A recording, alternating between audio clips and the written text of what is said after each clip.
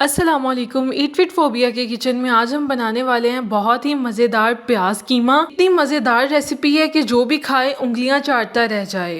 तो चलिए बगैर कोई टाइम वेस्ट किए अपनी रेसिपी स्टार्ट करते हैं। यहाँ पर सबसे पहले हमने एक बर्तन लेना है, इसमें हस्बे ज़रूरत ऑयल ऐड करेंगे। उसके बाद इसमें मसाले ऐड कर देंगे। इसमें मैंने लिए हैं 1 टेबल स्पून ज़ीरा, 1 टीस्पून साबुत काली मिर्च और 2 बड़ी इलायची। इन्हें ऑयल में डालकर चंद मिनट के लिए रोस्ट करें। जैसे मसाले रोस्ट हुए अभी हम इसमें कीमा डाल देंगे। कीमे की क्वांटिटी 1 किलो है और इसमें से पानी मैंने अच्छे से निकाल दिया था। अभी हम कीमे को इसमें ऐड कर देंगे और इसको अच्छे से पकाएंगे जब तक इसका कलर चेंज नहीं हो जाता। एक बात और, मैं जो यहाँ पर कीमा इस्तेमाल कर रही हूँ वो मशीन से बना हुआ है। अगर आप हाथ का बना हुआ कीमा इस्तेमाल कर रहे हैं तो उसको गलने में थोड़ा ज़्यादा टाइम लगेगा। तो ये मैं आगे चलकर आपको बताऊँगी कि कहाँ जाकर आपने उसे ज़्यादा पकाना है। तो बस यहाँ पर हम सिर्फ इसके कलर चेंज होने का वेट करेंगे जब तक ये रेड कलर से ब्राउन कलर नहीं हो जाता। तो यहाँ पर कुछ देर पकने के बाद कीमे ने अपना पानी छोड़ दिया है। अभी हम हाई फ्लेम पर इसे पकाएंगे ताकि इसका पानी अच्छे से खुश्क हो जाए। अभी इसमें हमने बाहर से कोई भी पानी ऐड नहीं किया।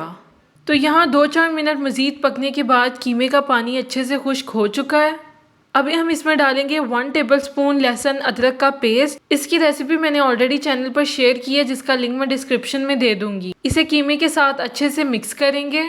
लहसुन और अदरक से जो खाने का जायका और खुशबू होती है वो कोई और चीज़ डालने से कभी भी नहीं आ सकती। इसी के साथ हमने 3 टमाटर लिए हैं मीडियम साइज़ के और उन्हें काट लिया था। अभी हम उसे भी ऐड कर देंगे और कीमे के साथ अच्छे से मिक्स कर देंगे। तो यहाँ पर टमाटर कीमे में अच्छे से मिक्स हो चुके हैं।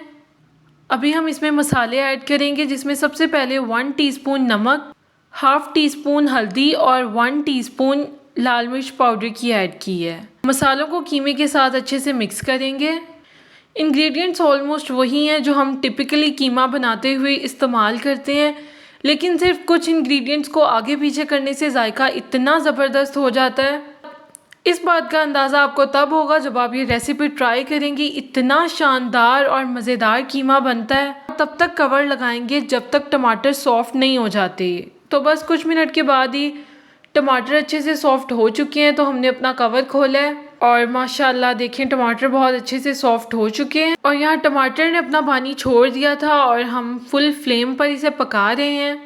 इस पॉइंट पर हम इसमें 1 टीस्पून धनिया पाउडर और 1 टीस्पून ज़ीरा पाउडर का ऐड करेंगे और उसे भी अच्छे से मिक्स कर देंगे। जब तक मैं ये मिक्स कर रही हूँ तब तक आप फटाफट से चैनल को सब्सक्राइब कर दें और बेल आइकन को प्रेस करना मत भूलें। इससे जो भी रेसिपी मैं अपनी शेयर करूँगी वो फ़ौरन से इससे ये होगा कि मैं जो भी अपनी रेसिपी शेयर करूँगी वो फ़ौरन से आपको मिल जाएगी। तो यहाँ पर ये अच्छे से मिक्स हो चुका है। अभी हम इसमें डालेंगे 2 इंच के बराबर बारीक कटी हुई अदरक, 3 से 4 कटी हुई हरी मिर्च और थोड़ा सा धनिया और इसे भी अच्छे से मिक्स कर देंगे। और ये सारी चीज़ें ऐड करने से खाने में जो ग्रीनिश लुक आ रही है वो बहुत ही आला लग रही है। अच्छा, एक और बात जो मैंने आपको पहले मेंशन की थी कि अगर आपका हाथ का बना हुआ कीमा है तो वो कीमा ज़रा मोटा होता है, वो ज़्यादा बारीक नहीं होता, तो उसे गलाने में ज़्यादा टाइम लगेगा।